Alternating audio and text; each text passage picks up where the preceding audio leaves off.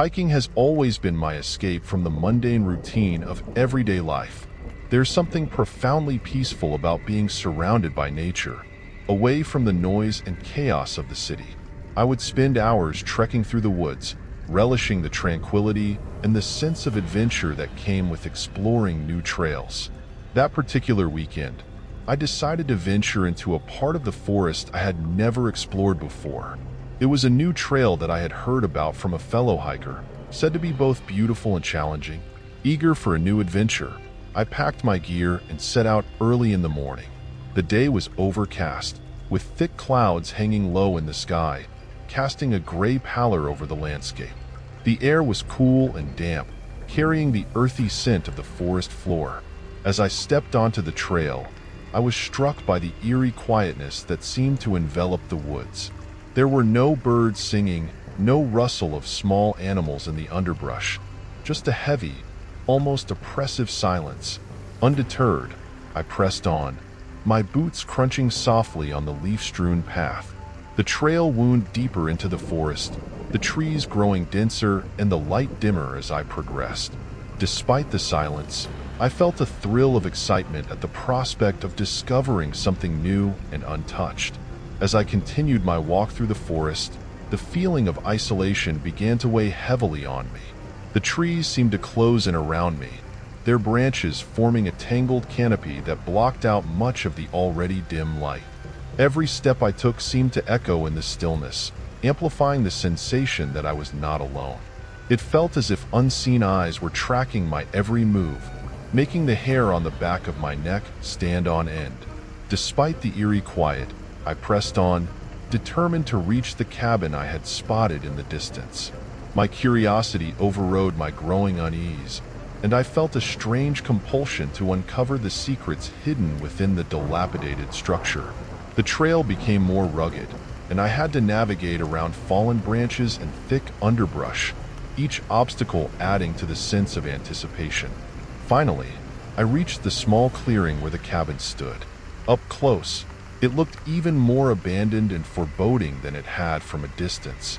The wooden walls were covered in moss and vines, and the roof sagged precariously. The door, hanging loosely on its hinges, seemed to beckon me inside. I hesitated for a moment, a pang of doubt making me question my decision. The silence was almost deafening, broken only by the occasional rustle of leaves and the faint breeze. But my curiosity got the better of me. Taking a deep breath, I pushed the door open, the creak of the rusty hinges sending a shiver down my spine. Inside, the cabin was dimly lit by the weak light filtering through the grimy windows. The air was musty, thick with the scent of decay and neglect.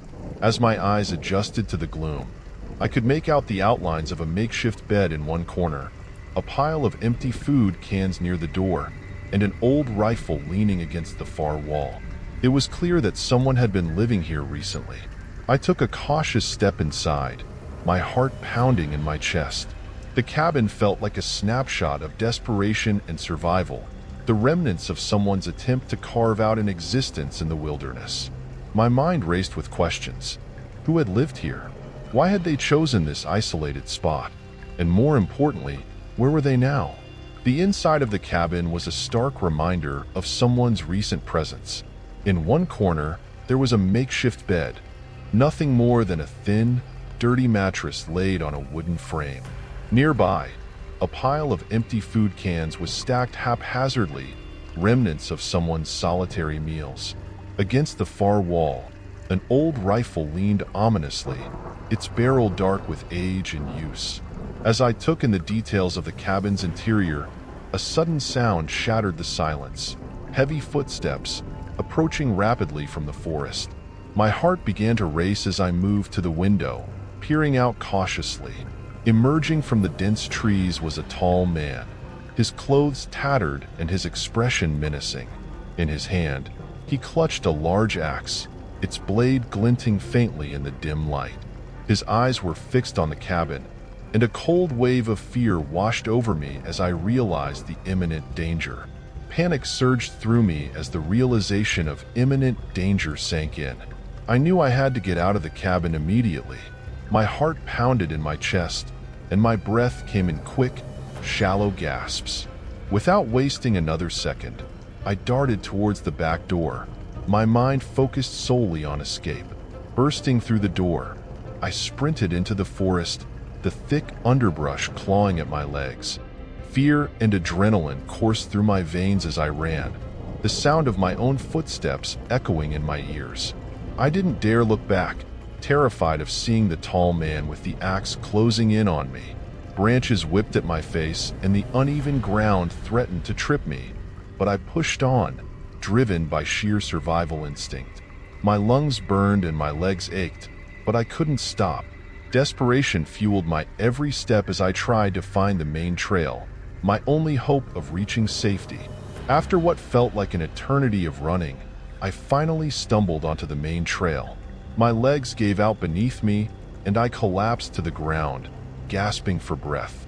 The safety of the familiar path provided a momentary sense of relief, but the fear and adrenaline still coursed through my veins. As I sat there, trying to calm my racing heart, my mind replayed the events of the last hour.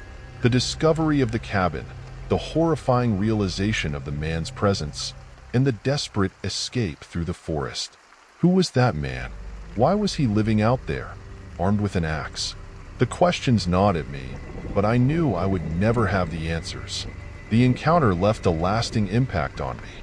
Even now, the memory of that day haunts me. The feeling of being watched, the sound of heavy footsteps, and the image of the man with the axe are etched into my mind. I still love hiking, but I can't shake the lingering fear that grips me whenever I step into the woods. The forest, once a place of peace and adventure, now holds an undercurrent of terror that I can't ignore.